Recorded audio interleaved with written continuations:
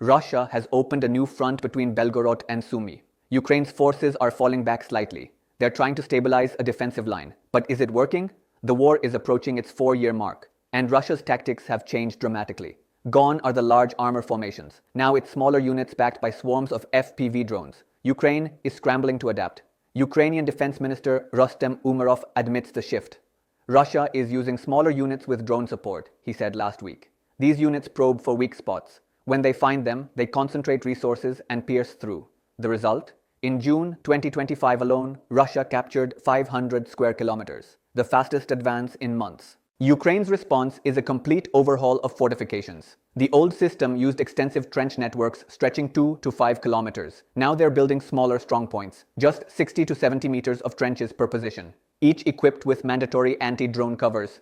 Army Commander Alexander Syrsky explains why. A drone on fiber optics can penetrate any hole, he warned. The new design makes detection harder. But there's a critical problem. Fortifications only work if they're occupied. Syrsky is blunt about it. If a normal strong point is built, but only 2 or 3 soldiers remain in it, of course this fortification does not play its role, he said. Ukraine faces a chronic troop shortage. Despite mobilization efforts, they're outnumbered on the 1,200-kilometer front line. The math is simple. Not enough bodies to hold the lines. The problems run deeper than manpower. Roman Pohorily, co-founder of DeepState mapping group, calls the Sumy and Kharkiv regions a mess. Hardly anybody knows who is responsible for what, he said. In Sumy's Yunakivka village, mountains of dragon's teeth sit unused. Some areas have trenches, but neighboring forests, where they should be, have nothing. The approach is haphazard. Ukrainian soldiers gave time after the Kursk offensive to prepare border defenses. But protective nets over supply roads weren't installed until January 2025. Soldier Artem Karyakin is furious. The route that could have been safely covered from August to December became a road of life where our weapons passed with only a 30 to 70% chance of survival, he said. Local authorities only started digging dugouts when Ukrainian forces were already retreating. By the time many positions were finished, Russians were much closer. The work lost relevance.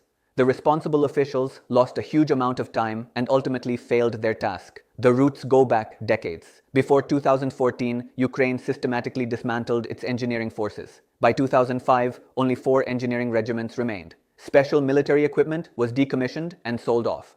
Excavators, earth-moving machines, mine plows, all gone. When the invasion came, there was no powerful engineering component to respond.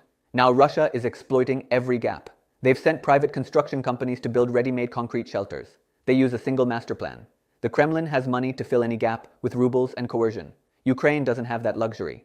The new Belgorod Sumy front is particularly vulnerable. Russian tank units claim they've reached the western border of Donetsk. They're pushing toward Dnipropetrovsk. Ukrainian forces are trying to stabilize the line. But without sufficient troops and with chaotic fortification efforts, the question is not if they'll be pushed back, but how far. What do you think? Is Ukraine's shift to smaller fortifications enough to stop Russia's drone-heavy tactics? Will the troop shortage doom Ukraine's defensive line between Belgorod and Sumy? Drop your thoughts below.